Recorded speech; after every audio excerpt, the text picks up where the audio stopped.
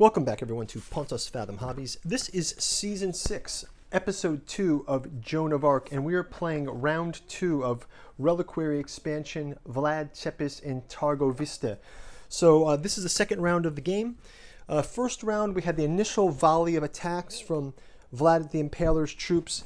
We've got his villagers armed with their pikes and torches, looking to burn the Ottoman camp. You've got Mehmed hiding in one of these tents, unrevealed to Vlad's intelligence.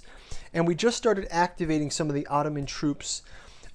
Some initial combat took place in the first round, but not any huge results. Definitely want to go check out the Merchant Girl to perhaps get some power cards to give us an advantage here. It's not looking good because just how many mounted troops. They've got double the mounted troops. So if they can enlist the help of the Executioner, the Merchant Girl, and the peasants, that's going to help the Ottoman forces. So let's jump right into turn 2. Before we do, quick shout out to Pontus Fathom Press, 3 volumes, Giuseppe Balsamo's Disclosure from the Necronomicon Fragment. Hermeticism of Hastur, Necromancy of Nyarlathotep, both available for purchase online. These books are standalone books, even though there are 3 parts of it.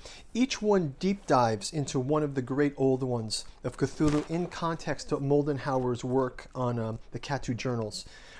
This one, Hermeticism of Hastur, kind of follows also on Lost Carcosa and the Yellow Sign, and it looks into the idea of Hastur with everything from John Dee to the Cathar Yellow Cross to the Corpus Hermeticum, and does a deep dive into Carcosa and Carcassonne in the south of France. So go check those out if you're interested in the Cthulhu gameplay.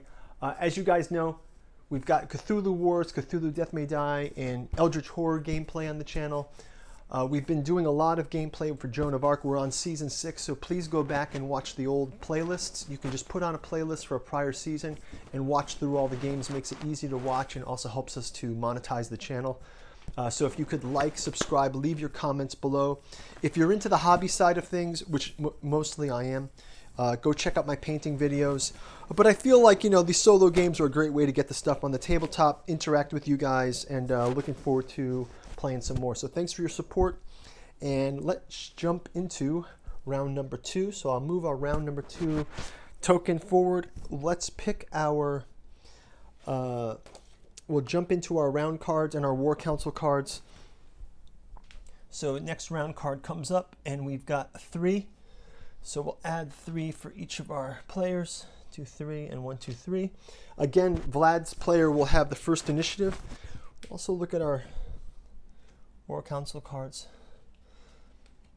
We can take an additional token, and we can also take a golden token. So let's go ahead and get that reactivation token. I'm also going to give that reactivation token to the Ottomans.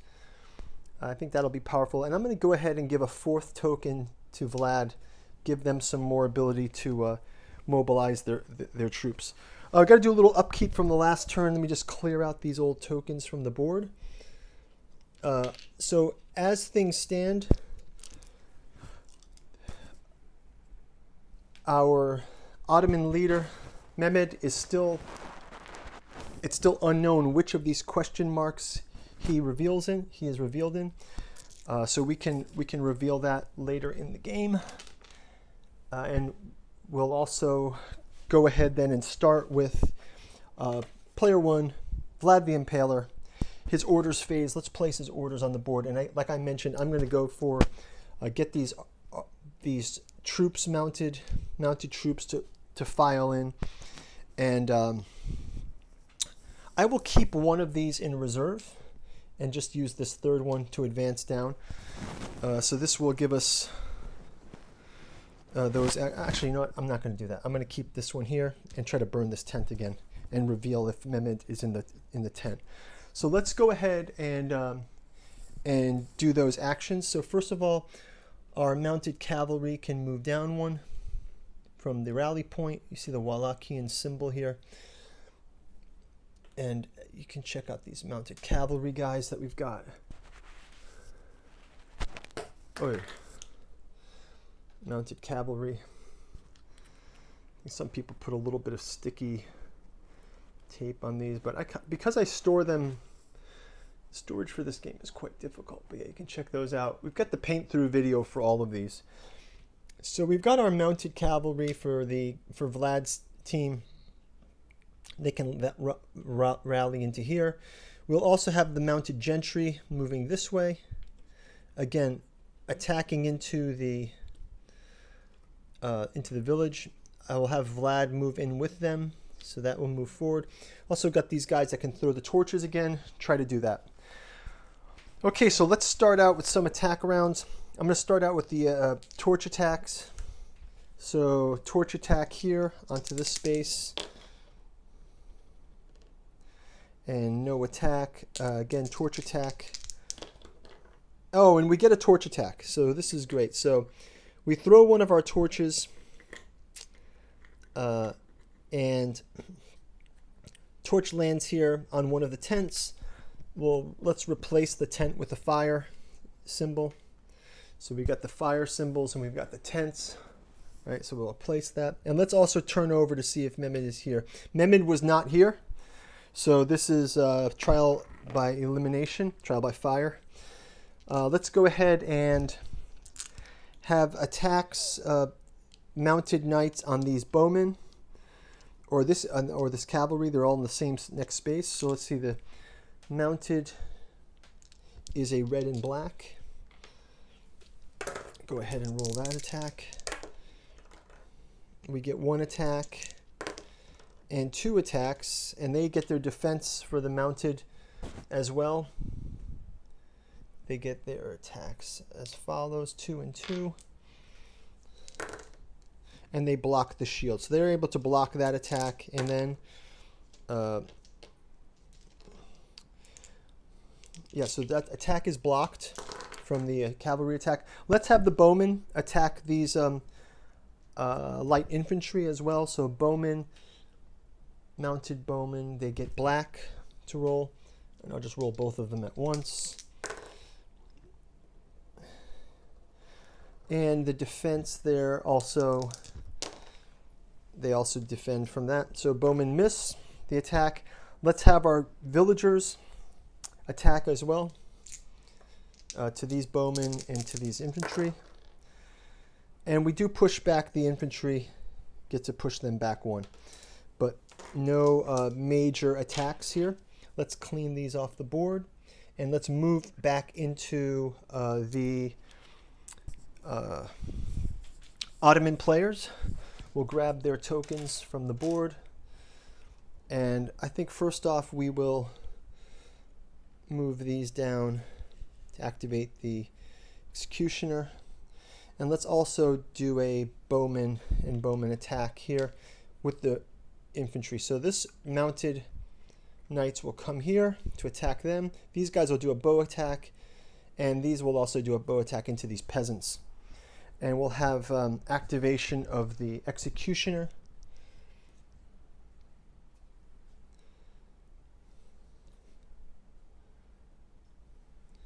So we get to reroll. While we have the executioner engaged, we can reroll dice. So that's going to help us with getting that extra reroll die.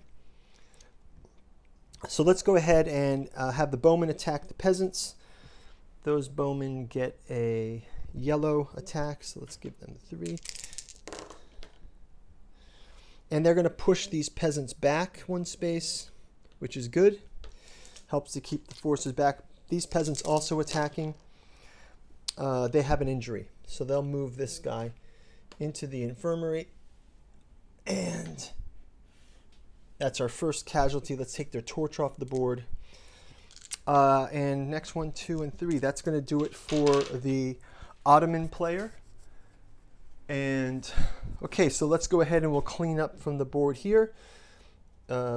We do have the player in the role, so let's go ahead and resolve our